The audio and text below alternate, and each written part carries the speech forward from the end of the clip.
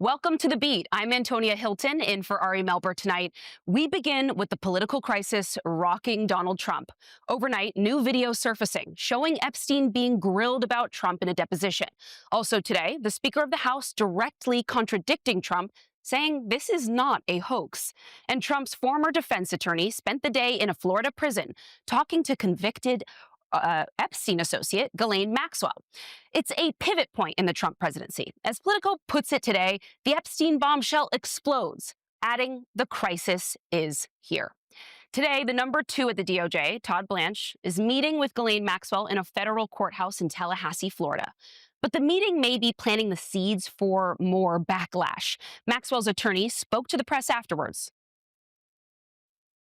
We had a very productive day today with the Deputy Attorney General Todd Blanche and Ghislaine Maxwell. He took a full day and asked a lot of questions, and Miss Maxwell answered every single question. She never stopped. She never invoked a privilege. She never declined to answer. She answered all the questions truthfully, honestly, and to the best of her ability. And Maxwell's own brother is now saying she's preparing new evidence. But Epstein victims warn Maxwell, a convicted perjurer as well as a child sex trafficker, can't be trusted. Amid the clamor for more transparency, newly surfaced deposition video from 2010 shows an attorney for an Epstein victim asking Epstein about Trump. Have you ever had a personal relationship with Donald Trump? What do you mean by personal relationships? Have you socialized with him? Yes, sir. Yes? Yes, sir. Have you ever socialized with Donald Trump in the presence of females under the age of 18? Though I'd like to answer that question, at least today, I'm going to have to assert my 5th, 6th, and 14th Amendment right, sir. What you saw there, it is all new context around the Wall Street Journal's bombshell reporting that Attorney General Pam Bondi told Trump in May his name was in the Epstein files, among many others, which is prompting new questions about who knew what and when. Former federal prosecutor Ankush Kadori saying, quote, right now, everyone should be asking whether the highest levels of the federal government, including but not limited to the president, the vice president, the AG, the FBI director, and possibly even some Republican leaders in Congress, depending on what they knew and when, have been misleading the American public for weeks, if not months. Amid all this, GOP Speaker Mike Johnson today undermining Trump's claims that the Epstein uproar is all just some sort of hoax. Listen to Trump and then Johnson contradicting him. It's all been a big hoax. It's perpetrated by the Democrats, and some stupid Republicans and foolish Republicans fall into the net. And so they try and do the Democrats' work. We want full transparency. We want everybody who was involved in any way with the Epstein evils, let's call it what it was, to be brought to justice as quickly as possible. And look, I think the president This is does not a as well. hoax, in other words. Oh, it's not a hoax. Of course not. Ahead tonight, I'll talk to a House Democrat who just scored a major win against MAGA enablers in Congress, leading the charge to subpoena the Epstein files. Also coming up, an acclaimed journalist who's been tracking Epstein for years on what Trump knows. But we start with our guests here tonight. We have Joyce Vance, former U.S. attorney and MSNBC legal analyst, and Norm Eisen, former Obama ethics czar and co-founder of Crew, the ethics watchdog group. Joyce, thank you for being here. I'll start with you. How strange is it for the number 2 at the DOJ to go to Florida and conduct an interview like this one? I'm not sure strange even begins to capture this. It's completely unprecedented. You know, this is work for prosecutors who are handling cases. They know all of the evidence. They're capable of evaluating the witnesses, but oops, there's no way to have the lead prosecutor on this case conduct an interview because they've just fired Maureen Comey, the AUSA in the Southern District of New York who prosecuted this case. And beyond that, there is no case, Antonia. The Justice Department came out on July 6th with a statement saying there was no one left to be prosecuted. So there is a real question about what Todd Blanche is doing down in Florida. It doesn't look like the Justice Department's work. It looks like the president's work. And that casts a real political tinge over all of this. Norm, do you see this as kind of ethically murky for a few reasons? I mean, as she just spelled out there, Todd Blanche having served in a personal capacity for the president. And then I was reminded today that Blanche actually at one point went on David Marcus, that's Maxwell's attorney's podcast. They know each other in a sort of social or at least casual way. So do you see something ethically murky here? Blanche going to meet with Miss Maxwell today with her defense lawyer, Blanche being Donald Trump's defense lawyer, and then Maxwell, who has been convicted of these heinous crimes, and the same Department of Justice that Todd Blanche purports to represent, Right. criticizing her as a liar. It looks like a cover-up of what Donald Trump may or may not have done. And when you put that together with the fact that Trump is in the Epstein files, they haven't produced that material, you have to wonder, can we rely upon whatever comes out of this unsavory meeting today? In prior administrations, for far less of a conflict, Antonia, they would bring in an independent counsel or a special counsel. So there's no whiff of this. But in those cases, you didn't have the president's former defense lawyer as the number 2 at the Department of Justice. So the whole thing reeks to high heaven. I think part of the reason that it is so gripping Washington, gripping the American people, Donald Trump's poll numbers are plummeting. Now, 37% in the latest poll today is because it speaks to a larger sense of corruption. Donald Trump is in the White House making tens of millions of dollars for himself off of that office. Donald Trump is breaking the law. Over about 200 courts have said you're breaking the law in your official acts. He's targeting these innocent migrants. These are not criminals. These are honest working people who've come to our country to do jobs. So there's a larger sense of corruption. It's perfectly captured by Donald Trump here having buddied up with the rich and powerful who victimized Jeffrey Epstein, victimized the most vulnerable. That's a slogan for the Trump administration, benefiting the rich and powerful, Trump's cronies, victimizing the most vulnerable in our country. That's why it has such traction. And that's why we're starting to see Democrats, too, seize on this and get a little bit more comfortable in this space because they're starting. I've had conversations with them in recent days where they're starting to connect the Epstein case to the fighting oligarchy tour that we've seen Sanders and so many others join him on in recent days, because they're picking up on the fact that the American public seems to already have actually drawn all those connections. It might be DC that was last to see how this whole framework works. Exactly. So all too often, our political leaders follow the heart and mind of the public. Perhaps it should be the other way, but these declining poll numbers really indicate the American people are sick of the corruption. And the Epstein scandal is just the latest example of the corruption. We see the pictures, we see the video. Donald Trump is clearly close to this heinous individual. And then we know there's documents. Why not release the documents at the Democracy Defenders Fund, where I'm now the chair? We've filed FOIA requests, and we're prepared to litigate those FOIA requests. We're not going to rest until we get these Trump Epstein files. Joyce, I want your take on what we would even get from Ghislaine Maxwell. Obviously, today when her attorney spoke, they didn't give us much detail other than to say, you know, she answered every single question, that kind of thing. But as I laid out at the top of the show, she has a reputation. I mean, prosecutors laid it out as part of their story, their case against her, that she is a liar, a downplayer, a fabricator. So what are we to do with what we ultimately find out she has told Todd Blanche and the DOJ? So it's important to think about the fact that this is Ghislaine Maxwell talking to the Justice Department, and the Justice Department's job is to prosecute cases. It's not to be some purveyor of truth to the American people. That's more in Congress's wheelhouse. So what we're asking here really is, what can this person as a witness contribute to a future prosecution?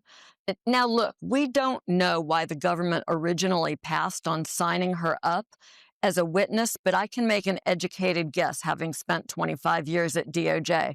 She's a witness I would have liked to have had against Jeffrey Epstein, and I would have given her a deal, maybe not a great one, but some kind of a deal in exchange for that testimony, because the person you really want to prosecute is the person at the top, the most responsible person. So DOJ would have tried to sign her up, and they apparently concluded either that she didn't have valuable testimony, which seems extremely unlikely here, or that she was not a reliable witness, that she wouldn't tell the truth, that she failed to disclose all the crimes that she and others participated in. There was a reason here, even if we don't know it. So that casts a real question as to why they're talking to her. There is really no way to guarantee her truthfulness in this setting. And as Norm says, it has the appearance of people trying to get their story straight.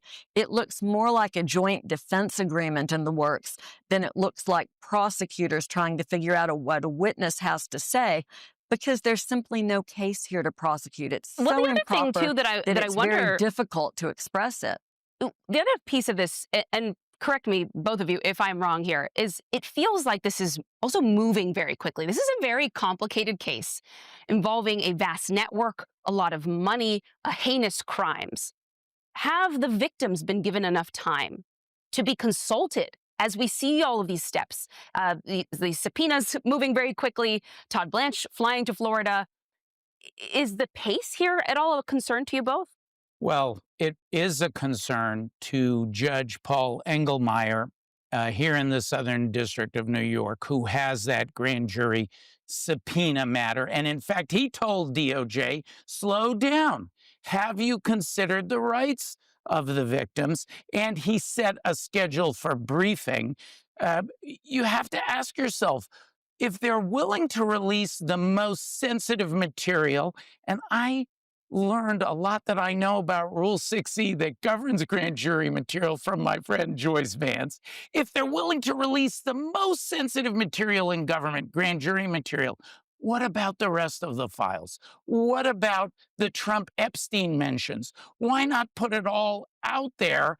You have to think, well, maybe there's something negative in there for Donald Trump, but we don't know, because they seem to be cherry picking with the Maxwell meeting with the grand jury materials. Joyce, a quick last word.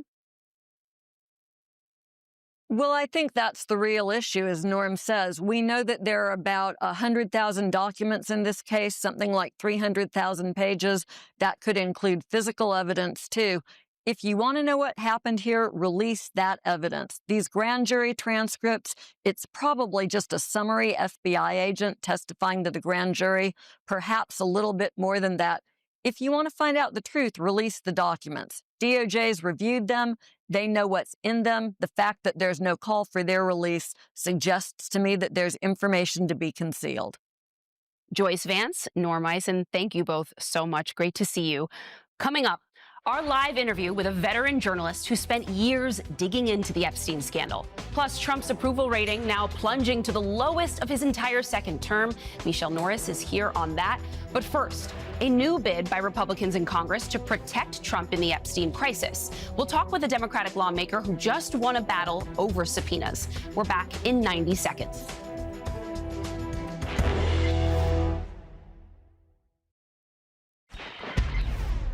How can we not want to just know what happened? What are you afraid of? That's the question. Senator Cory Booker slamming Republicans who blocked his push for the release of more Epstein files. The GOP stopped a separate effort today from a different Democratic senator for transparency, too. In response, Democrats accused Republicans of trying to protect Trump. And then 2 Republican senators kind of admitted it. What we're simply wanting to do here is give them cover. If the same administration is blocking the information that is, implicated in it, that it can look bad. It echoes Republican efforts in the House to avoid votes on the Epstein files. They're all fleeing D.C. to get away from the heat. But then a surprise. In a gambit, Democratic Congresswoman Summer Lee broke through the wall of resistance. Politico reports she seemed to catch Republicans on a House Oversight Subcommittee by surprise yesterday with a motion to subpoena the DOJ for the Epstein files. And the motion passed 8-2 with 3 Republicans siding with Democrats. Politico calling it a, quote, major breakthrough. So joining me now is Congresswoman Summer Lee herself, Democrat of Pennsylvania. As we mentioned, she forced the vote to subpoena the DOJ over Epstein and even got some GOP support. Congresswoman, thank you so much for joining tonight. So bring me into the decision to force this vote, and how did you get 3 Republican colleagues to come over on your side at a time when so many of them seem to want to get out of D.C. as fast as possible? Yeah, it was. I mean, it was absolutely like the last thing that happened on the House in House business before we got out. I would say that with our new ranking member Robert Garcia, we saw this hearing coming up. It was a hearing in the Federal Law Enforcement Subcommittee where I'm the ranking member. It was ostensibly about child sex trafficking, or at least that's what they were going to make it about.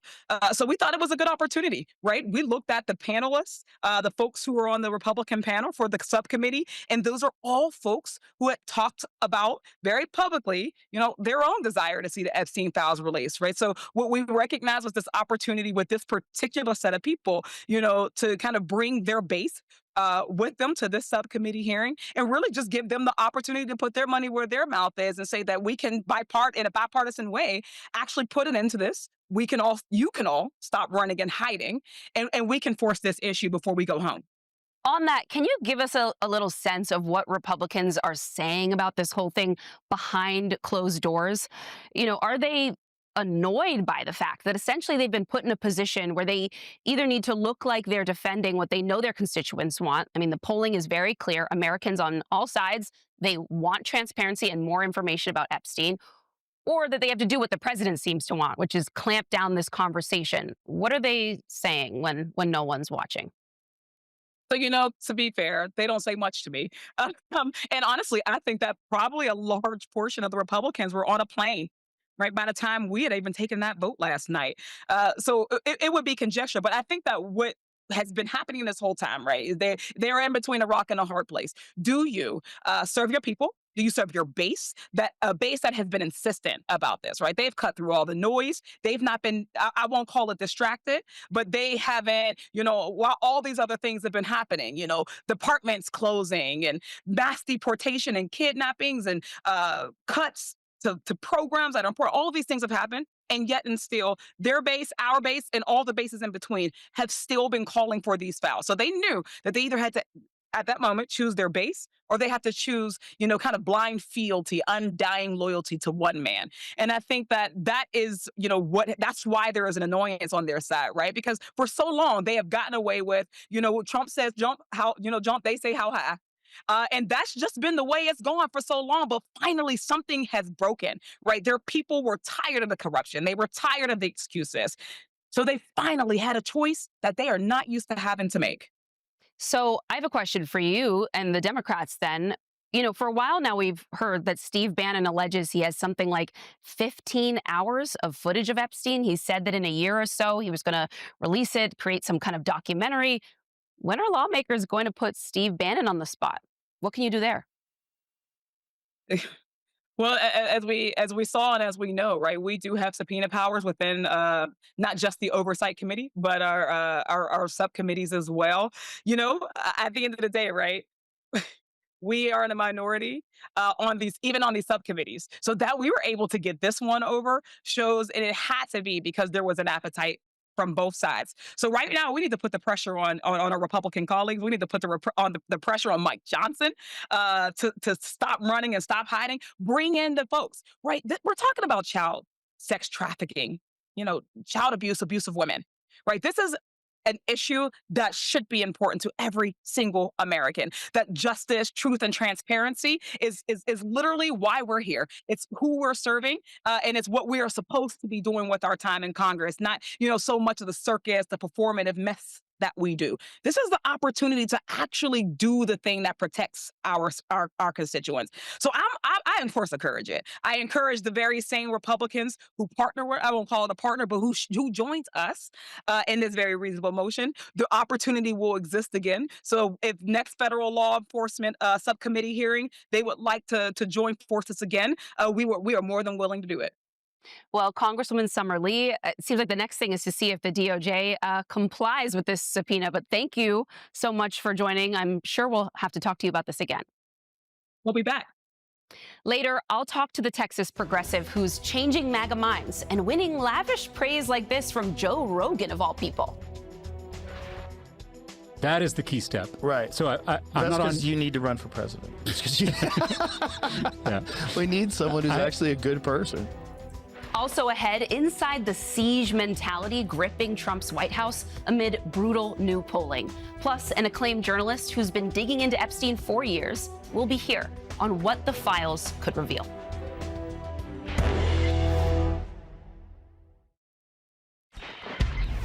You're best friends with a pedophile for 10 years, one time, and the world never forgets it. Trump's longtime relationship with Jeffrey Epstein now casting a shadow over his presidency, as new details just keep coming to light. A resurfaced video of Epstein from a 2010 deposition raising more questions. Have you ever socialized with Donald Trump in the presence of females under the age of 18? Joe, I'd like to answer that question, at least today. I'm going to have to assert my Fifth, Sixth, and 14th Amendment rights, sir. But as the DOJ interviews Epstein associate Ghislaine Maxwell, we're seeing a disturbing shift among some MAGA faithful, some right-wing commentators appearing to defend Maxwell. I do have a feeling that she just might be a victim. She just might be. She deserves to be out. And maybe she never deserved to be in there in the first place. I don't know, but I'm skeptical of everything and everybody these days, and you should be too. Meanwhile, today, veteran Epstein investigative reporter Barry Levine laying out the road ahead in a new op-ed, posing questions he says need answers, like how did Epstein make his money to finance his criminal operation? Are there references to Trump in the files that shed more light on their relationship? And who exactly were the clients? Joining me now is the author of that op-ed, Barry Levine, author of The Spider, Inside the Criminal Web of Jeffrey Epstein and Ghislaine Maxwell. Barry, thanks for being with us tonight. So why do you think, for so long, those questions have gone unanswered? Well, finally, we may eventually get down to the end of this road. And, beyond the journalists and authors like myself who have been looking into this case for decades, let's finally get some answers for the victims in this case. I mean, we know from the Justice Department there's over 1,000 victims. And I interviewed many women when I was working on my book, got to know them, what has happened to them over the years. They're still traumatized. They're traumatized by everything that's going on. Just over the past few years, we've lost 3 of the victims, one by suicide earlier this year, 2 of them from accidental drug overdoses. They have lived with the horrors of what happened to them for so long now. And for politics to get involved, for Donald Trump, President Trump to call it a hoax, it's just wrong. We need to see the files, but for both sides of the aisle and for the American public to finally understand what's in that material. You point out in your op-ed that one of the areas in which we do not have much information right now is how Epstein made his money. Sort of the questions raised around a number of very sketchy transactions and also how he might have leveraged money, not just made his money, but used that money. Senator Ron Wyden been very aggressive about pursuing the same line of questioning. Walk us through what more you want to know there and what you think the financial side of the story could teach us. Well, it's the old follow the money. And it's so important now that we're finally getting to the roots of that. And I applaud the senator for making that investigation. He learned, for instance, that there were more than 4,000 wire transfers totaling almost $1 billion of money that flowed eventually through Russian banks. You have to understand, Jeffrey Epstein was running an international sex trafficking operation. And certainly in the last decade, that operation was being run out of his island in the Virgin Islands. He was ferrying in young women and children from Russia, from several other countries in Eastern Europe. And there were fixers involved. There were men who were putting these girls and children on planes and then taking them in boats to his island. We know from the Attorney General in the Virgin Islands, in her report after Jeffrey Epstein's death, that the workers at the airport saw children as young as 12 years old getting off of planes and being taken to his island. So there was a great deal of money that changed hands to make all of that happen. The airplanes, the boats, the fixers. At one point he had his estate, or his co-executors of his estate, allegedly get involved in 4 sham marriages so they could avoid immigration issues with some of the women. Now, of course, his 2 co-executors of his estate have denied that they were aware of any wrongdoing. But we need to see those documents. We need to see in a way to understand all of this. And we know that banks here in America, Chase, for instance, they had to pay out more than $80 million to his victims because they were accused in lawsuits of looking the other way. So we need to tally all of that money and find out, are there financial crimes involved? And that has nothing to do with actually how Jeffrey Epstein made his money. We know, for instance, at the beginning, he was a benefactor of Les Wexner, the L Brands founder. And also at the end of his life, he was a recipient of Leon Black, the Apollo Global co-founder in New York. Now, both of these men have denied any wrongdoing. Jeffrey Epstein was paid for tax advice, for financial services, for consulting. But that money went to, as the Attorney General said, some of that money went into his company in the Virgin Islands, Southern Trust, which she said was a criminal enterprise. So we really need to unravel all of that and find out if some of these international fixers or others who transported these girls or took part in this operation could be prosecuted. Well, Barry Levine, thank you so much for the work that you do and for joining this evening. I know just from tracking the online chatter conversations in my own personal life, there's a lot of interest around some of the people you mentioned there. Many Americans have a hard time believing that there isn't a connection between potential financial crimes or patterns and the sexual abuse that transpired here. People have a lot of questions about that. So thank you, and I hope you continue to do your great work on this. Thank you so much for having me. Coming up, the president's approval numbers plummet to historic lows amid the Epstein fallout, and new protests in Texas over the state's GOP redistricting plans. We'll be right back.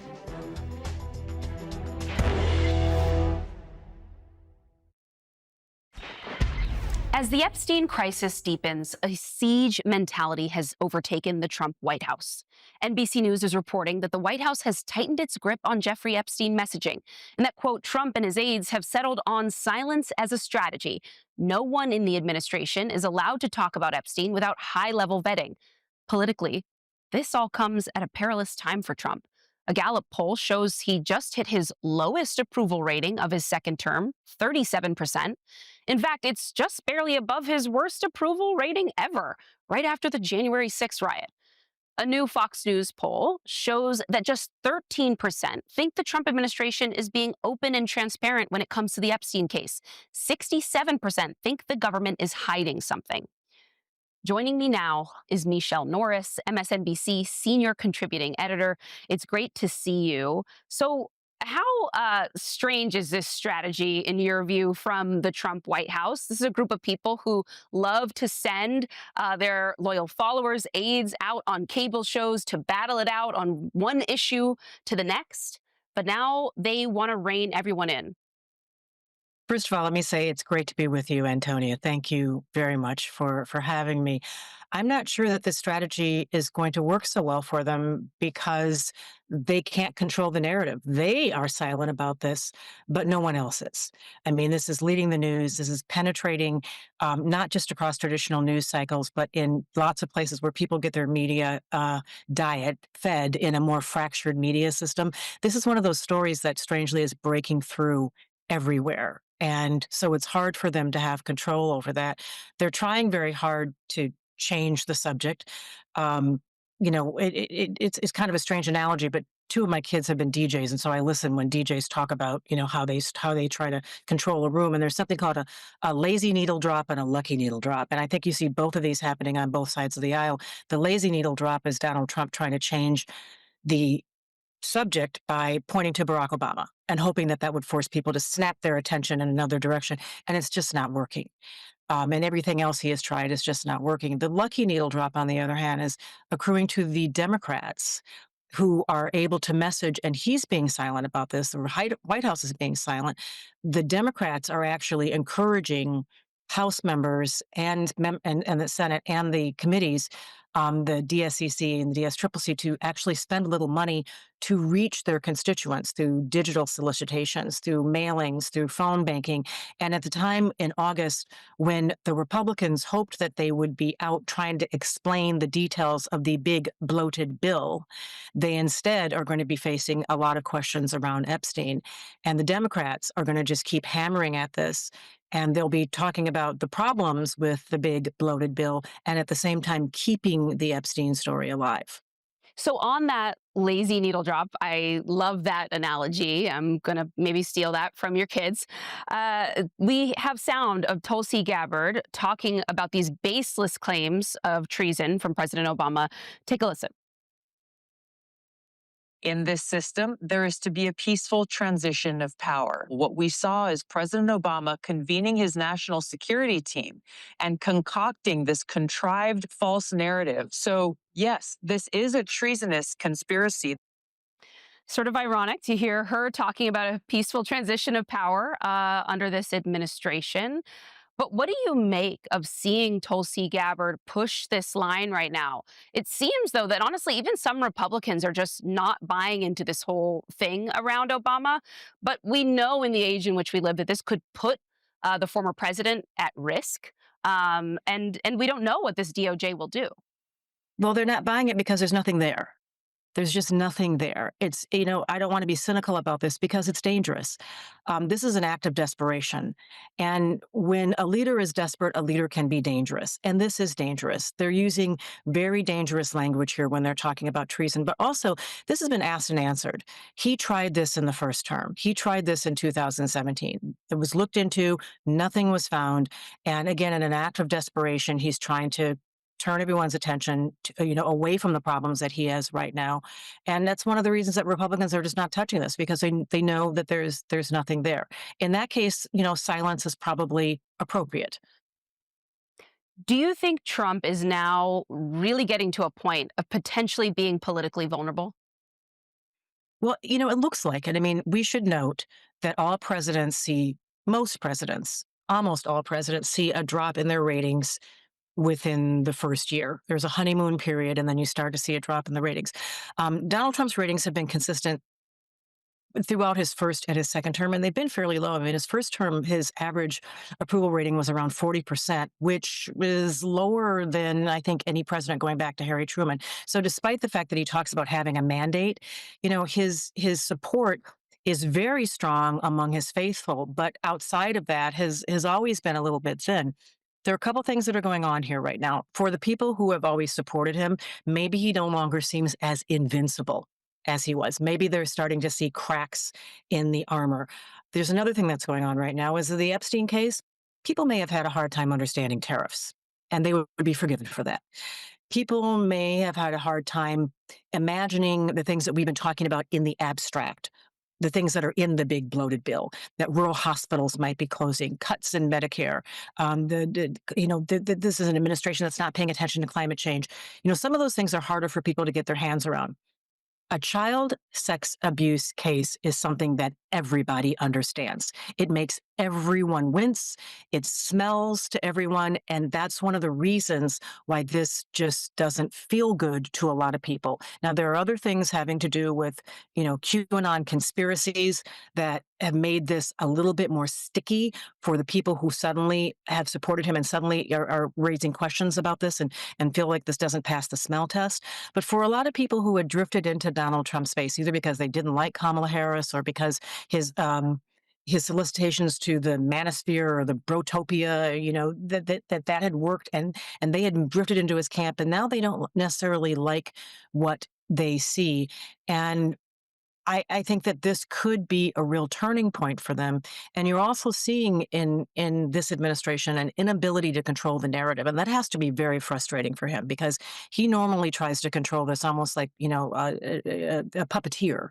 And he's just not able to do it in this case. And this is called a conspiracy. And as your previous guest just noted, when you talk about a conspiracy, it sounds like something that someone has made up.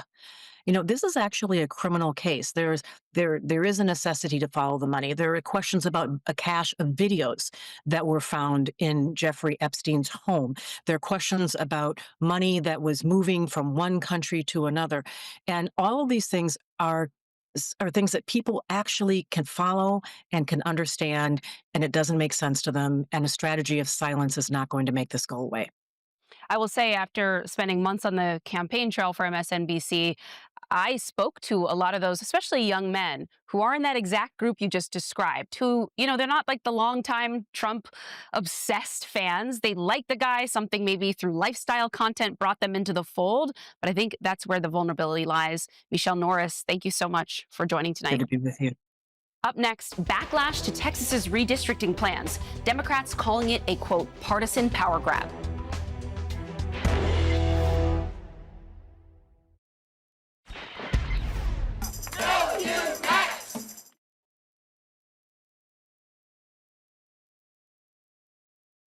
Protests in Texas against what critics say is an attempt to steal Democratic seats.